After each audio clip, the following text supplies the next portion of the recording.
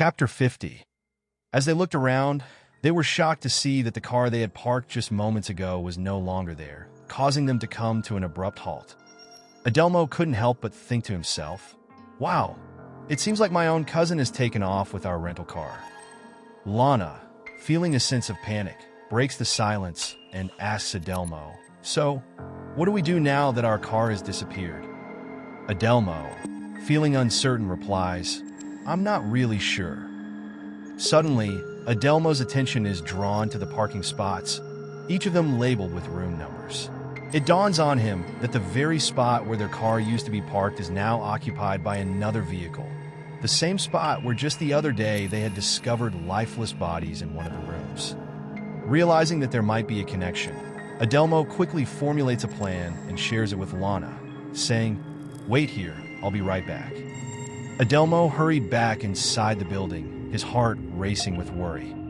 He approached the nearest person and inquired, "Are these parking spots connected to the room numbers?" The individual nodded and replied, "Yes, they are. Why do you ask?" Adelmo took a deep breath before revealing, "My car was stolen by my own cousin, of all people." I then noticed a vehicle parked in a spot adjacent to where the deceased individuals were found near my own car.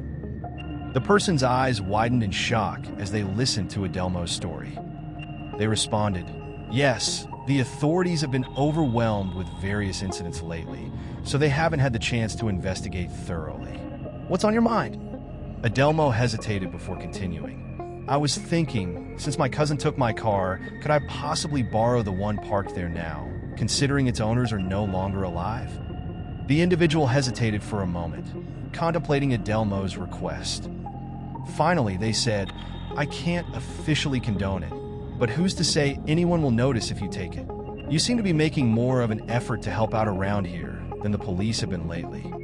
With a nod of approval, Adelmo thanked the person and headed towards the vacant car, hoping to use it to track down his own stolen vehicle. As Adelmo approaches the front desk, the person behind it swiftly tosses the keys in his direction. Adelmo's reflexes kick in, and he skillfully catches the keys, a grateful smile spreading across his face. "Thanks," he exclaims, his excitement palpable. With a sense of urgency, he heads towards the exit, eager to embark on their next adventure. Sierra, sensing Adelmo's enthusiasm, follows closely behind him as they make their way towards the car. Adelmo swiftly presses the unlock button, causing the car to emit a satisfying beep. The doors unlock, inviting them to step inside. Sierra's anticipation grows, but as she approaches the vehicle, she notices Lana's sudden halt and the peculiar expression on her face. Lana's eyes widen in disbelief as she confronts Adelmo, her voice tinged with concern. "How did you manage to get another car so quickly? I hope you're not planning to steal it," she says, her moral compass guiding her words.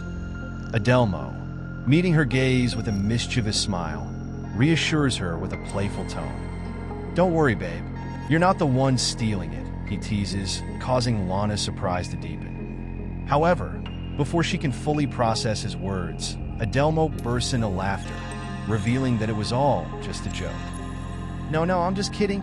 The guy at the front desk gave me the keys. Let's hit the road, my love," he says, his laughter contagious and their adventure ready to unfold. Lana let out a sigh of relief as she finally heard the truth. With a newfound sense of calm, she made her way towards the car, beckoning for the others to follow suit.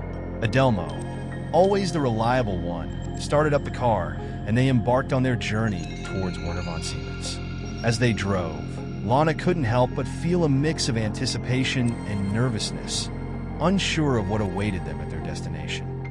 Meanwhile, Sierra, ever vigilant, scanned the surroundings, her eyes darting from left to right.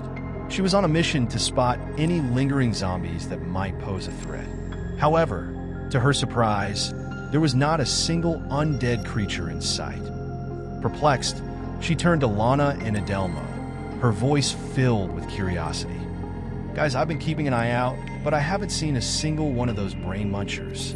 What gives?" Adelmo, always quick with a witty response, chimed in, his voice laced with a hint of humor. "Well, my dear Sierra, It seems that either the good people of this town have been busy exterminating the zombies, or those pesky creatures have found themselves a cozy hiding spot. Perhaps they've taken a liking to the shadows, where they can't move an inch. Who knows? Maybe they're just waiting for the perfect moment to surprise us. The group shared a nervous chuckle, unsure of what lay ahead in their zombie-free journey.